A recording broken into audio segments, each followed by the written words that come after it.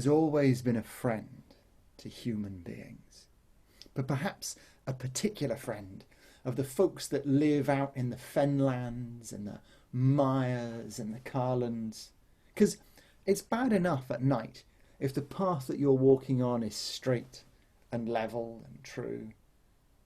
But if it's swampy and squelching, if there's little flickering will-o'-the-wisps to lure you from the path, well, that's bad. And if the whole of your landscape is haunted by a host of snags and hags and boggles, that's particularly bad. And so is it any wonder then that the people of the Carland in Lincolnshire would put a straw in their hat and a penny in their pocket every new moon to greet the return of her bright, silvery face? And the moon, she heard about the various creatures that she would send scuttling when she shone down, but because they were hiding from her, she never saw them. And she got curious. And here's the thing. When you're the moon, it's a tough job. One, it's all night, isn't it? And two, you only get one day a month off. Nonetheless, on that dark day just before the new moon, the moon, she went walking down on the earth, and she put a big hood over her head so that the light of her face would not be visible. And it was funny, because even though she'd looked down on those paths that ran in between the pools of the Carland every night of her life, when she was down there walking those ways herself, well, she soon got lost. And she found each foot squelching and sinking. Every step she was sucked deeper down into the mire, and then one particular and a wooden root snag caught hold of her foot and seemed to rock and tip and drag her down. And as she put down her hands, well, it was like the snag caught hold of her and would not let her wrists go. And as the moon pulled and heaved, the snag, oh, look who I've caught. And when word spread out across the bog that their ancient enemy, the moon, had been caught, well, you can imagine. Snags, hags, boggles, will-o'-the-wisps, quicks and crawling horrors, they all came scuttling to dance around and cavort, and mostly to argue about what they thought ought to be done to the moon. Poison her, some were saying. Drown her, others. Grind her bones. Smother her all up. And this argument must have been horrible for the moon to hear them discussing what they were going to do to her. But this argument, it lasted all the way through to when the first glimmer grey light of the dawn could be seen in the distant east. And then the various nighttime nasties, they began to panic. And so without discussing it any further, they just pushed the moon bloop, under the water and dragged a great grey boulder as big as an old chest so that it held her down in the mire, buried her in the darkness.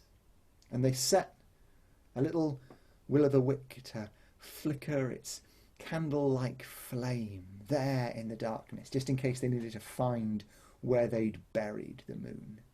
And away they all went, getting back to their burrows before the dawn truly broke. Well, the people of the Carland, straw in their caps, penny in their pockets, that next night they were ready to see the silver curve of the moon's new arrival. But she didn't come, nor the next night, nor the next.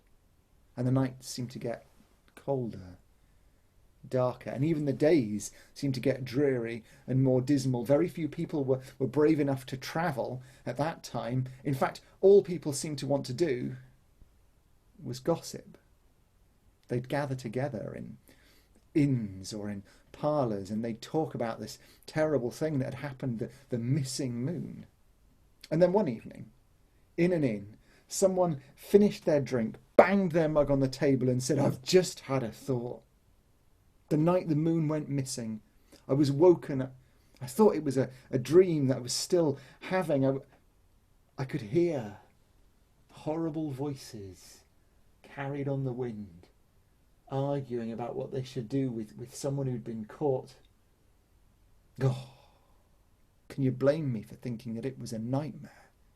But now I wonder if our dear sweet moon isn't buried out there in the bog. Well, word spread from that inn, and soon a great crowd had gathered, and they went to the local henwife, cunning woman, wise woman, you know the sort, and they asked her if she had any insight into where the moon might be located. And she swirled the leaves in her teapot, and she said, "I see a candle." And she read a few pages of the holy book, and she said, I see a cross. And she scried in the mirror she had hanging on the wall. She said, "I see a coffin." And she told them what they must do. And this is what they did. They went out. They lined themselves up so that everyone knew exactly which patch of the bog they would be responsible for searching. And some people strapped stilts to their ankles, and some set themselves out their little leather coracles, their little leather boats for paddling around. And each and every one of them put a stone under their tongue and took a wand of hazel. These were tokens to protect themselves from the foulness that might be out there. And so in silence they searched. And the hours of the night dragged on. But then one person, and soon others came, and they saw, because there, flickering, a little light, it was the will o' the wick. And didn't it look just like a candle? And there, next to it, were the two roots of the snag lifted up out of the water, and didn't they look just like a cross? And there, next to that, a great big grey boulder that looked a little bit like a coffin. And all of that assembled company, without sharing a word, had the same thought. And in their heads they recited the words of the Lord's Prayer twice, once forwards for His Holiness upstairs, and once backwards for the gentleman down below. And when they'd done that, they began to heave at that stone. And a horrible smell came bubbling up out of the bog, but then out came the stone with a great splash, and the moon, for 2 long weeks, she'd been waxing down in the dark of the bog, and now she was at her fullest and her fiercest. And for a tiny moment, the people of the Carlands saw her bright face lighting up the landscape like the world was made out of silver, and then with a swoosh, she leapt skyward to her righteous and her rightful place. And I don't know that she's ever come down since, but she is grateful.